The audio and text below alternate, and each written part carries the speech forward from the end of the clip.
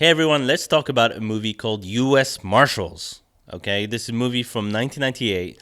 It is a spin-off from the movie The Fugitive. If you remember, The Fugitive was a very popular, hugely popular thriller. And I think it's hard to convey these days to someone how huge The Fugitive was as a movie, it was everywhere at the time. And it's weird because looking back, that movie does nothing that mind-blowing, it's just a solid thriller. And nowadays it's very rare to see a thriller do so well at the box office. Most of the time thrillers are relegated to TV series. The mega hits that are just normal thrillers, very few and far between. I can't think of the last one that was huge. Maybe Taken. This John Wick, I guess. John Wick is but that's borderline thriller. It's like thriller science fiction, right? It's not really believable in any way, but okay. And The Fugitive was a hugely popular movie. Honestly, I think it cost $50 million maybe, and it made almost $400 million. It was a ridiculous amount of money that it made. So I remember thinking, why the hell are they doing a spin-off of that? But then I realized, because El Dinero, because it made so much money, why wouldn't you spend a bunch of money on a sequel or a spin-off? And this is a spin-off following Tommy Lee Jones's character. He played the cop, the U.S. Marshal rather, who was chasing Harrison Ford's character. And I really feel, because this movie did okay, I think, but nowhere near on the same scale as The Fugitive. And I don't know why they didn't do a straight-up sequel, because I feel like if they had done a sequel, maybe with Harrison Ford playing the same character, just on a different capacity. Maybe he's working with the U.S. Marshals, If they had done a straight-up sequel, that movie would have made so much money. But because it's a spin-off and you're following kind of not the main character, you're following kind of okay, listen, Tommy Lee Jones was awesome in the first movie, and I think he even got an Oscar nomination, if not an Oscar win for that role. I feel like he won an Oscar for that role, for Best Supporting Actor or something. You're following that character. There's no Harrison Ford, but to be fair, you do have a very solid cast here. You've got Wesley Snipes, right, who is the fugitive of the movie. You have Robert Downey Jr., okay? You have, to a lesser extent, you have Joe Pantoliano, who is always good value. I think we can all agree.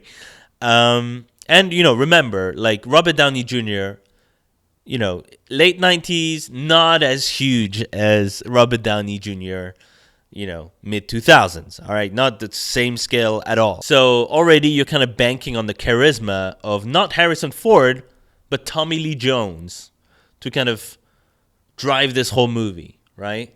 And you're on the side of the U.S. Marshals. It's very much one of these spin-offs that's actually kind of a reboot, like a soft reboot. Right. Because it's basically doing the same thing as the first movie. Right. Something happens. Some crime happens. One guy is falsely accused of that. He runs off. U.S. Marshals go after him. And then it turns out there's a big twist where you find out who actually did it. Same thing here. There's no difference here. And again, I think if they had just banked on the title, The Fugitive 2, they would have made so much money. But anyway, here we are with U.S. Marshals. And this movie is not bad. It's okay. It's an okay movie. It's a solid thriller. The funny thing is, I watched this movie before, and I remember Wesley Snipes being way more integral to the story than he is here. Wesley Snipes feels, in this movie, a little bit sidelined, strangely, even though he is the main focus of our main character, Tommy Lee Jones's character. He feels really sidelined. Whereas Harrison Ford was really the lead of that first movie, right? He's good. He's just not really... He's not the one driving the movie, which I think is one of this movie's main problems. They really wanted to bank on whatever they could from the first movie. So they were just all right, let's give all the focus to Tommy Lee Jones's character. People know him, people like him, Oscars, yes, this guy. But then you end up with what the person who should have been the main focus of the movie, Wesley Snipes' character, feels a little bit sidelined. And when he's the character who's actually driving the story, really, because the US Marshals can only just like follow what the other guy is doing, you end up with a weird dynamic watching the movie as a viewer, you know? You're just kind of like, you're following the story, and then you're kind of like, you're behind everything. And then every so often you kind of meet up again with Wesley Snipes. It's a weird dynamic. And then the big twist happens, and I'm sad to say, the big twist is very predictable. Very, very predictable. And it's a shame, even though it sort of works in the movie itself.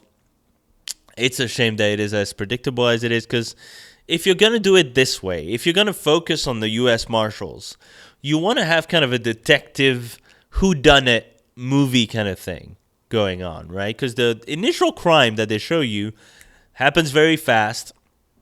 They revisit it a little bit more in the middle of the movie, give you a tiny bit more information, and at this point, they should stop making revelations and just let you try to figure it out. And then at the end, pull the rug from under you. Oh, I didn't think that was going to be the thing that happens. Very clever. But it's so obvious, it's just kind of like, man, it kind of kills the movie a little bit. The performances are good in this movie. Even though Tommy Lee Jones's introduction is in a chicken suit, I'm still not over that one. So, I mean, it's funny, don't get me wrong. I wouldn't have it any other way. You introduce Tommy Lee Jones in this movie, Oscar winner, maybe Oscar nominee, shows up, big yellow chicken suit. Amazing. Amazing character introduction. Wesley Snipes is good. Robert Downey Jr. is very good. Very, very good. I really like him in this movie. And it makes me wish that he went back nowadays to playing kind of slimier characters. You know what I mean? Like, he's got kind of like... He used to play this kind of roles a lot, like when he was younger, where he's got this kind of face where he kind of looks like a douchebag, right? Not so much as Tony Stark, although he channels that energy towards something more positive, more charming. But I want to see this kind of slimy energy again. I want to see like Robert Downey Jr. in like a Tim Burton film. You know what I mean? Like, I want to see him be a villain or something. Like, I think he'd be awesome. You know, sure, make another Sherlock Holmes movie. I'm ready for it. But also, I want to see some darker roles, because I think he's very good as that. You know who's not good in this movie? Irene Jacob, the Wesley Snipes' girlfriend in this movie. Wow, she is terrible. She is actually terrible. I don't know what happened there. I think the writing is just a little bit weaker here.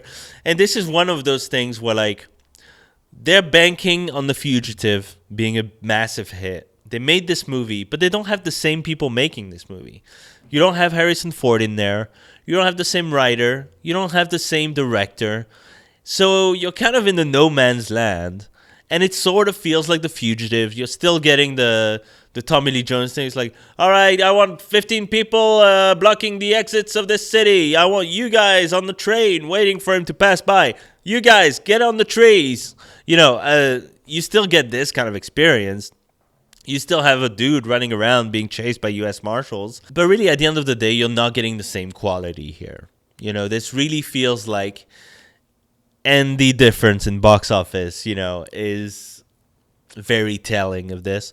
You know, you've got this big movie, lots of talent involved, very slick, very well done.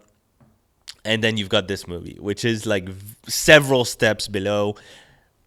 It's not, like I said, it's not a bad movie. It just suffers from some weaker writing and just a story that's very familiar. Like it's the same thing again, just not as good. Yeah, it's worth seeing once. Okay, if you've seen The Fugitive, you liked it, you're in the mood for a thriller in this same kind of vein, fine, watch it. It's not bad. Like, it's okay. You'll have a decent time watching it. You've got some really good actors in there. Like I said, you have the same general vibe, right? as The Fugitive. But if you are expecting something like a thriller to like be very, very memorable for you, this is not it. Okay, you're gonna predict exactly what happens all the time. It's a little bit uneven, right? Nowhere near the same level as the first movie. So if you're expecting The Fugitive 2, this is not it. Okay, so just bear that in mind. Entertaining movie. Some parts of it I really liked. I liked Robert Downey Jr., Tommy Lee Jones, Wesley Snipes, all very good. But very, very uneven movie, unfortunately. Yeah, not bad, but yeah. So thank you for watching this video. I will see you guys in the next review.